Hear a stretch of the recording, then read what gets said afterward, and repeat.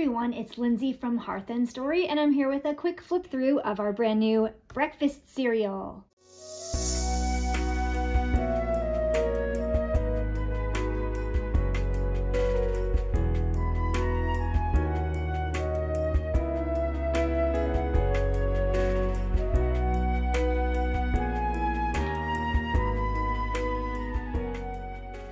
So let's get into it.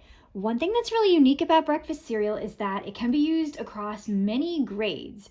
It really just depends what book you choose to go with it or what book series you choose to go with it. So as long as your student is old enough to be reading chapter books that are a series where, the characters from book one remember in book two what happened to book one, the series is moving forward, it's not self-contained like a Frog and Toad story or something like that. As long as the series is moving forward, this can be used with really any grade level. So some examples would be for little kids, Dragon Masters. That's a cute series that my younger son used to read. Lots of illustrations still in there, very large print. So this is an easier book for younger students. The more medium kids, when my son was a little bit older, he was very much into Beast Quest. And so you still have some of that illustration and the kind of the large print, but it's a little bit longer book, a little bit more complex. My older son, when he was in probably middle elementary school, I guess, really loved Warriors, and he read all of those books. Those go on forever.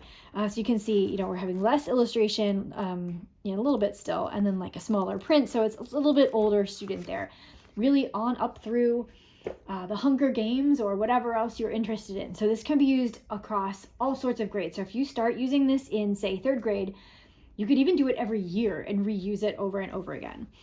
All right, so here we go. Breakfast cereal. What's this all about? In the front, we have our materials. All you're going to need is the study guide, pen or pencil, and then you're going to need the first 6 books in an age-appropriate series. And I was just thinking this morning, could you use this with Hunger Games, which only has the 3 books? I think you could, because you could just do all of the activities for books 1 and 2 after book 1, and then the ones for 3 and 4 after the second book, and then all the rest of it after you read Mockingjay. So that would work for older students reading the Hunger Games. You just have to tweak it a little bit if you have fewer than 6 books in your series. And if you have more than 6 books in your series, that's actually fine, because there's a whole lesson on that at the end. So what happens is, in lesson 1, students are going to be choosing a series. And since they're kind of with this the whole year long, they want to choose pretty wisely and not be stuck with something that they don't like. So you might want to get out several book ones of some series that you're considering from the library and just kind of take a moment to go through them and, like it says, pick a winner.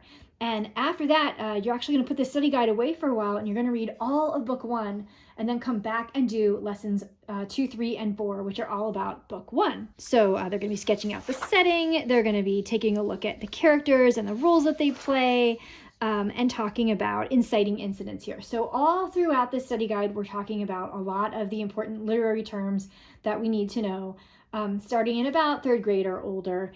And they're all introduced kind of throughout here and reviewed as we go. So after the students finish lesson 4, they're actually going to put the study guide away again, go ahead and read book 2 of their series, and then come back and do lessons 5, 6, and 7. So this time we're starting to think about patterns, especially a lot of series. I know, for example, this one, this Beast Quest series that my son used to read all the time.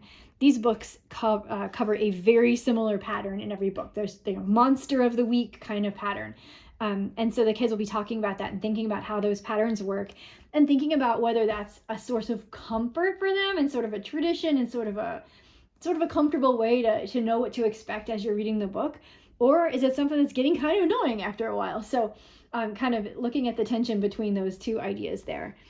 And they're going to be interviewing a family member about a series that they read. So we asked in our Facebook group, what did you read? What series did you read when you were little? And we had all kinds of great answers. If you happen to be a member of that group, pop on over. There's a post about that, and you can add your series to the list. And we have people of all different ages in there, so it's good stuff. And I talked about a little bit about reading Sweet Valley Twins when I was in elementary school in the 80s. So after they finish that lesson, they're going to go ahead and read book 3, put this away. You don't use it at all while you're reading it. Come back and do the next 3 lessons.